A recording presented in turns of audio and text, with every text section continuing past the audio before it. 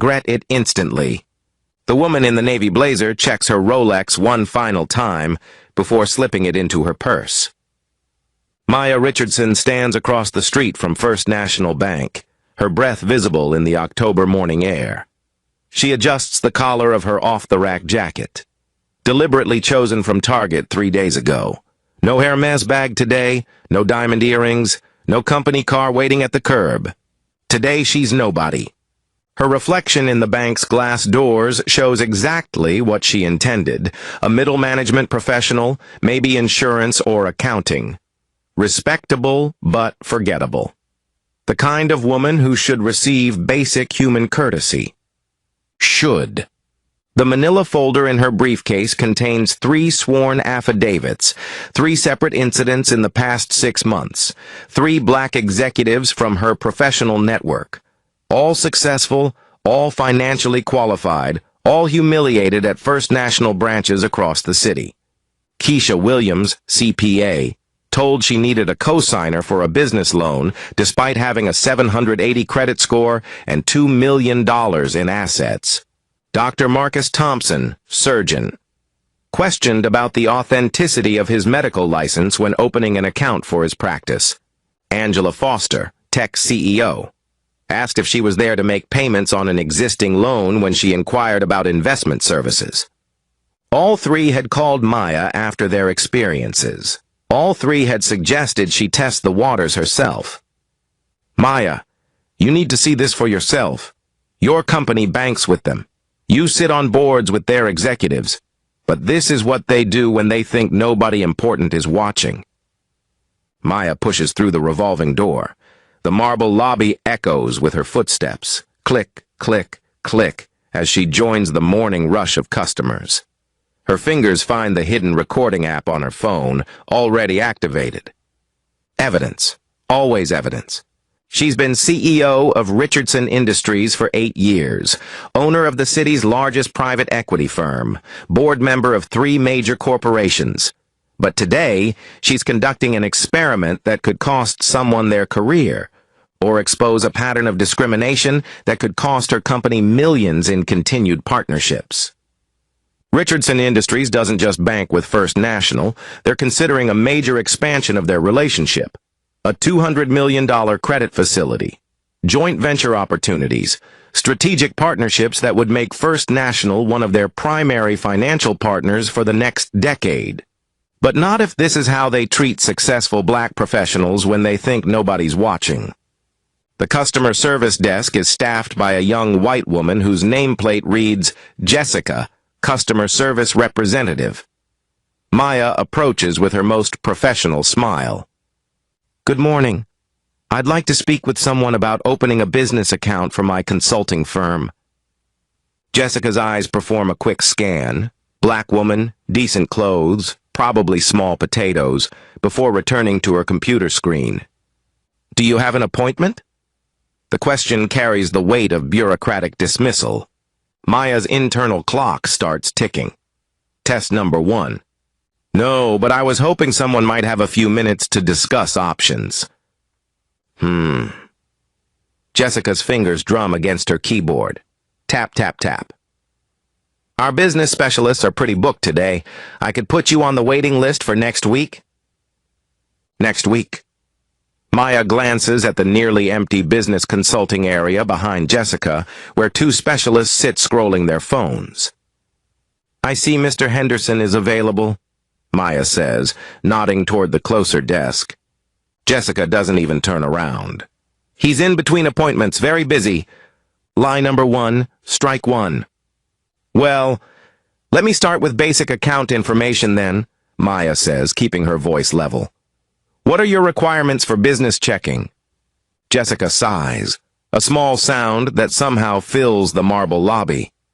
For that, you'd need to speak with a specialist. I can only help with personal accounts. Deflection. Maya watches as Jessica immediately pivots to help the white businessman who approaches her desk seconds later. Good morning, sir. How can I help you today? I need to discuss business lending options, he says. Of course. Let me get Mr. Henderson for you right away. Maya's jaw tightens as she watches Jessica stand, walk to the business area, and personally escort the man to Henderson's desk. They're shaking hands within 30 seconds. Maya pulls out her phone and quietly texts her assistant. "How long since Richardson Industries has reviewed our banking partnerships?" The response comes immediately. "Annual review is overdue. Board meeting is Thursday." Perfect timing. Jessica returns to her desk, deliberately avoiding eye contact with Maya. "Excuse me," Maya says, her voice still professionally pleasant. "I noticed Mr. Henderson was available for that gentleman." That's different. Jessica's tone has shifted to administrative coldness. "He had an appointment." Lie number 2. "I didn't hear him mention an appointment." Jessica's shoulders stiffen. "Ma'am, I'm going to need you to step aside if you're not conducting a transaction. You're blocking other customers." Maya looks behind her. The lobby is empty except for an elderly woman at the ATM. "I'd like to speak with your supervisor." "My supervisor is in a meeting." Jessica's fingers hover over her phone. "If you're going to cause a disruption, I'll need to call security." "The nuclear option. Criminalize the complaint." Maya's pulse quickens, but her voice remains steady. "I'm asking to speak with a manager about account services. That's not a disruption." "Security? This is Jessica at customer service. I have a situation developing at the front desk." A security guard approaches, mid-50s, tired eyes, clearly uncomfortable with the situation. "Ma'am, I'm going to need to ask you to calm down." Maya hasn't raised her voice once. "I'm perfectly calm. I'm trying to inquire about business banking services." "Jessica says you're being argumentative." Maya turns to look at Jessica, who won't meet her eyes. "I asked to speak with a supervisor about account options. That's argumentative?" The security guard shifts his weight. Behind him, other customers have begun to stare. Maya can feel their assumptions washing over her like a tide. Angry black woman, making trouble, probably doesn't belong here anyway. "Maybe you should try another branch," the guard suggests quietly. There it is. The polite ejection, the gentle suggestion that she take her business and her presence somewhere else. Maya's phone buzzes. Another text from her assistant. "Richardson Industries has $847 million in accounts with First National. Should I pull the quarterly banking summary for Thursday's meeting?" Maya types back. "Yes, and schedule a call with our legal team about discrimination documentation requirements." "Actually," Maya says, putting her phone away, "I think I'll wait for a manager." She walks to the leather seating area and sits down. Jessica whispers something urgent to the security guard. He nods and picks up his radio.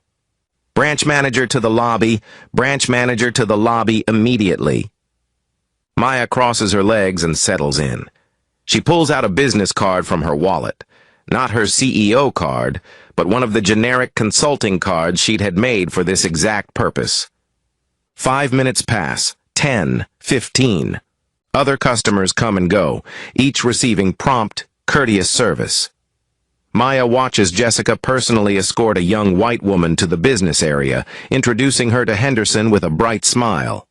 At the 20-minute mark, a woman in her 40s approaches Maya's chair.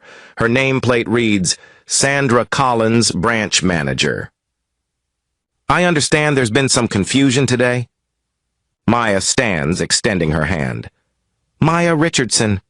I came in to inquire about business banking services, and I seem to have been misdirected."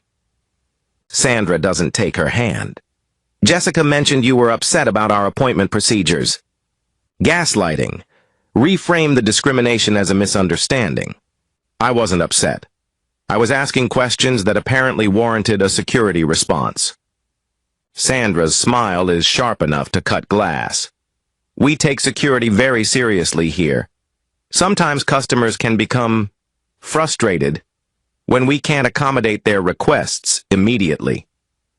"Customers like you?" she means. Maya sits back down. I'm not frustrated, Ms. Collins. I'm fascinated. Maya pulls out her phone and opens the voice recording app. The red button is already active. I'd like to document this conversation for my consulting firm's research on banking customer service standards. Sandra's eyes narrow. I'm sorry, but you can't record in our branch without permission. Actually, I can. This is a public business space, and I'm documenting potential discrimination for legal purposes. The L word. Sandra's professional mask slips for just a moment. Ma'am, I think there's been a misunderstanding. Has there? Maya's voice is still calm, but something has shifted in her posture. She sits straighter, her head tilted slightly, like a judge reviewing evidence. Let me make sure I understand your procedures correctly. When a black woman asks about business accounts, she's told specialists are unavailable and offered an appointment next week. When a white man asks about business lending, he's immediately escorted to a specialist. Is that your standard protocol? Sandra glances at Jessica, who has gone pale behind her desk. Our staff follows established procedures. Which procedures? I'd like to see them in writing. Maya's phone rings. She glances at the screen and sees her assistant's name. Excuse me, I need to take this. She answers the call on speaker. Richardson Industries, CEO's office. The lobby falls silent. Every conversation stops. Every customer turns. Sandra Collins freezes mid-sentence. Ms. Richardson. Her assistant's voice fills the marble space. Your 2 p.m. board meeting has been moved to 1 p.m. The First National Bank executives are eager to discuss the contract renewal. Maya's eyes never leave Sandra's face as she watches recognition dawn. Which contract renewal, Sarah? The $847 million operating agreement, also legal, called about the discrimination documentation you requested. They said to record everything and emphasize that pattern of behavior evidence is crucial for corporate liability cases. Sandra Collins looks like she's been struck by lightning. Sarah, I'm currently at the downtown First National branch conducting first-hand research on their customer service standards. The documentation is illuminating. Maya ends the call and looks up at Sandra, whose face has cycled through confusion, recognition, and pure terror. Now then, Ms. Collins, about those established procedures. Sandra's mouth opens and closes like a fish out of water. Behind her, Jessica has sunk into her chair, her face buried in her hands. Maya stands slowly, her movement deliberate and controlled. Ms. Collins, I want you to think very carefully about the last 30 minutes, about the assumptions your staff made, about the procedures they followed, about the security response they deemed necessary. Her voice is quiet, but it carries the weight of absolute authority. Because in approximately 3 hours, I'll be sitting across from your regional management team, explaining why Richardson Industries should continue banking with an institution that treats potential clients this way. Sandra tries to speak, but Maya continues. I'll be describing how your customer service representative lied to me twice, how she immediately offered services to a white customer that she denied to me, and how you suggested I was frustrated and might need to be managed by security. Maya pulls out her real business card. Heavy cardstock, embossed lettering, CEO title in bold. I'll also be sharing the recording I've made of this entire interaction, which clearly demonstrates a pattern of discriminatory behavior. She places the card on Sandra's palm. What happens next is entirely up to you. Sandra stares at the business card like it's evidence at a crime scene. Ms. Richardson, this is clearly a misunderstanding. No. Maya's voice cuts through the excuse like a blade. This is exactly what it appears to be. The question is, what are you going to do about it?